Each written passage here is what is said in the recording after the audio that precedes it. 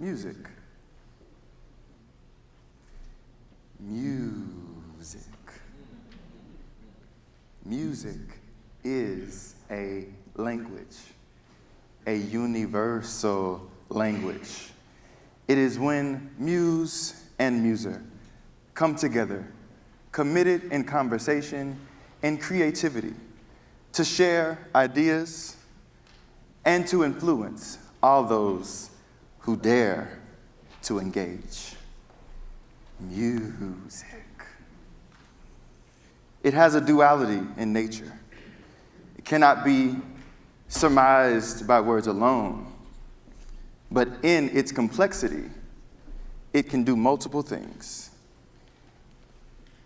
It lives in a system of order that transfers data from one instrument to the next. But while its complexities cannot be reduced, we have to explore these hard truths that music, when used, can heal and it can harm. Music can liberate and it can bind. Music can empower and it can take power away. Music can make anyone wealthy, and even the most, or the least, I should say, talented musical people, even in this room today, can make music without a dime to their name. Music. So what is it? That is music. The substantive curiosity that lives and breathes beneath the depths of each of our souls. It hums like a drumbeat, and you feel it when it comes to you. That is music. But black music, black music is totally different. Black music is different. Black music is powerful. Black music is substantive. Black music is sacred. Black music is truth, love, justice, honesty, power. So what is it that makes black music so special? What is it that makes black music so unique? What is it that makes black music so powerful? Well, I'll tell you, as a budding ethnomusicologist, and like some of the scholars that I've read and researched will tell you, black music has an intention that I'm not sure we've explored enough just yet. It's feeling, it's substance, it's soul. When was the last time you saw black people just listening to music? So I put my hands up, they playing my song, the butterfly fly away, nod in my head like, yeah. Turn up the music, turn down the lights, I got a feeling I'm gonna be alright, okay, alright. It's about, no. Black people don't just listen to music. Black people become music. Black people breathe music. We are music, especially when it's our song and we love it hearing on the radio. If you ever see black people listening to music, you're gonna know whether they like it or not, because the response will tell you all you need to know. Black people, we feel it. From the suke, the soul, substantive, creative, original, power. And we have used it to our advantage in the best and worst of times, at the height of a civil rights movement, and in the deep parts of the slave ships traveling through the transatlantic. Music has been the lifeline. See, I can remember growing up as a 5-year-old, riding in the back seat of my mother's car on the way to church my grandfather's church, by the way. Listening to the gospel music she played every Sunday morning, and oh, I dreaded it. Oh, I had such an attitude about it. It was terrible. Until one day something struck me, an angelic voice. Whew. A voice I couldn't compare to anything else, something I had never felt before in my life. More than pitch, tone, timbre, it was courageous, it was tenacious, it was beautiful, it was powerful, and it was the voice of none other than Miss Lauryn Hill. I heard you. Yeah, now see, I know some of you might be too young to know about Miss Lauryn Hill. But for those of you who know about Miss Lauryn Hill, then you know, and you might have seen her from the Miseducation to the Fugees. You might have heard her singing that sweet hymn, His Eyes on the Sparrow, from Whoopi Goldberg's Sister Act 2. I mean to tell you, my life has changed. Oh yes. See, Lauryn wasn't just singing that song.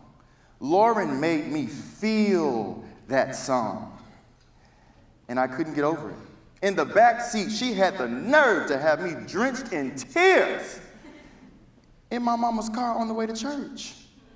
For the first time, I had felt what black people feel when we feel music. Transformed, engaged, brand new. I was changed. And I decided that day that that's what I wanted to do. That in anything, whatever I was going to do with my life, I was going to have to make sure that I was going to be intentional with the feeling to make sure that folks felt where I was coming from. See, in anything and everything that you do, you don't just go after doing what you do just to communicate and to transmit data, but you gotta learn how to have intention. Intention enough to make people feel it, because that's what brings about the transformation. So, Mark Twain said it this way: the two most important days are the days that you're born and the day that you find out why. That was the day I found out that I was gonna sing. I said, I'm gonna sing whether I can sing or not. You're gonna hear my loud voice, and it's gonna be effective. It's gonna be transformative, and you're gonna love it. You're going to love me.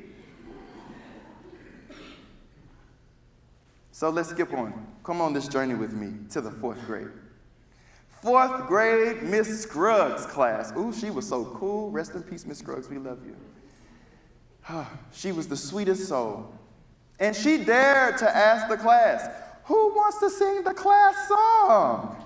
You know what the class song was? It was from the same movie. Y'all seen Sister Act 2, right? The lyrics recite this way: if you want to be somebody and you want to go somewhere, I see you, you better wake up and pay attention. Who wants to sing? Me? But see, the problem was I let my hand slip up a little bit faster than my voice could catch up to it. I've been practicing a little bit, and my boldness got me in trouble. See, I was too afraid that my friends were going to judge me, so I still slipped my hand up, but it was such a big hand and a little voice that came out. If you want to be somebody and you want to go somewhere, you better wake up and pay attention. Well, that was nice if you want to convince a mouse to hide under a rock, but that rule is not scaring anybody. If you want to make them feel it, you got to have some intention. You've got to care about what you're communicating to make people feel it. All right, so cool. 4th grade didn't happen. I didn't get the school song. And mind you, when I said I decided I was going to be a singer at the age of 5, all that really meant was that by 13, I was going to be performing at the Super Bowl like Usher, right? I still ain't performed at the Super Bowl, y'all. It's crazy. But I'm going to tell you this. I'm in high school now. Ooh, and I've been practicing. My voice has matured. I've done a few shows. I've performed here and there, a little bit all over the city of Atlanta. And every time I get ready to open my mouth, because I think I got a little skill now, all the girls go screaming, ah! Oh yes, it's an ego boost. I think I'm hot stuff. I mean, seriously, you couldn't tell me nothing. So I decided I was going to apply to Berklee College of Music. After a long audition, do you know what they decided to send me in a paraphrase letter? Thanks, but no thanks. You know why? I was too focused on the fame. I was too focused on being impressive that I forgot to make them feel it. Oh, what a sad day, but what a lesson I learned. If you want to be somebody and you want to go somewhere, you better wake up and pay attention to this. Make them feel it. All right, so you keep saying these three words: heal, liberate, and empower. Can you elaborate, please, a little bit more, because I'm confused? I'm glad you asked. I'll tell you. It's up on the screen, too. What do I mean by heal? You ever heard the phrase, hurt people, hurt people? Well, it rings true. If the music that you're making or listening to is not healing you, trust and believe it ain't healing nobody else. You've got to be so intentional with what you do and the art that you make that it transmits healing. The wounds that people carry when they walk in your space. It's just like the church mothers used to tell us when we would sing and they didn't like what we were singing about, or they didn't like how we sounded, or they didn't care about what it was. They would say, the oil ain't on you, baby. And all that simply translates to mean is, I love how you sounded. You look real good in your suit. I know I do. But I didn't feel anything you had to say because you didn't allow the feeling to communicate healing. Secondly, liberation. It's not an impossible task. I don't care what the media tells you, okay? They've got us thinking and believing all this pessimistic stuff about our own lives, and it's detrimental. Communally, we're suffering because we're convinced that we can't actually dig ourselves out of this hole that we're in. But the truth of the matter is, unfortunately, we all pretend to be somebody we're not on a daily basis. And you know what the real problem about that is? We pretend to be someone that we're not because we think that's who we have to be in order to survive.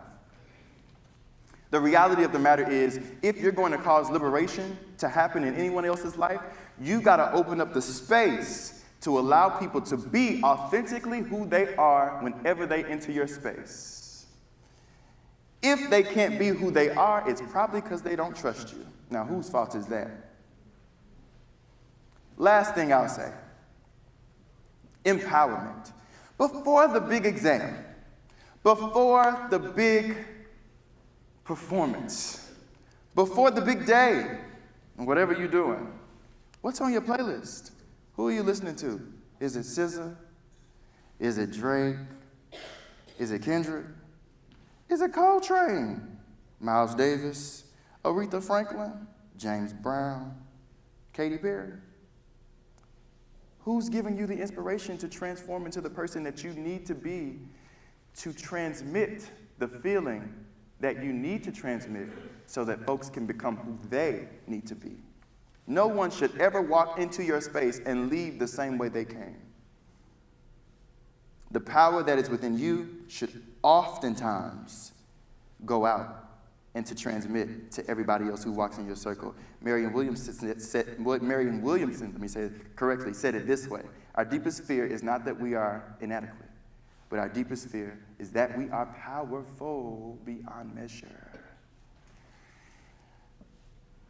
That's where the transformation happens. Well, I hear you. I don't have musical talents, is what you say. I'd like to argue differently. And I'm not talking about you singing in the shower. Not that. You have musical talent, but I don't mean it in the literal sense. Let this musical conversation be a figurative expression of anything you do with excellence. In any and everything you do it so well, I'm quoting, that no man or woman or person, living, dead, or yet to be born, can do it better. So now I'm 30. I still haven't performed at the Super Bowl. I'm rolling my eyes about it too. Ugh.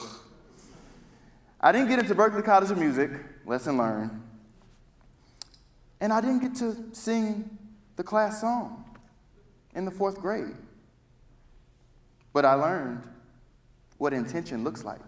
Intention to make people feel it. So you know what? We're at TEDx, right? Well, guess what? This is my Super Bowl.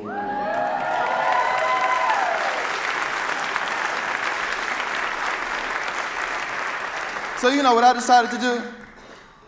I'm going to redeem my 4th grade audition right here, right now. Is that okay?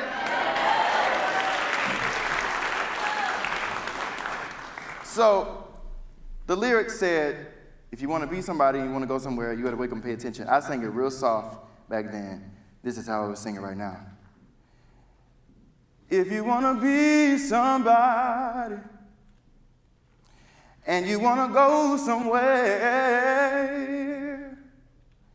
you better wake up and pay attention. I got one question.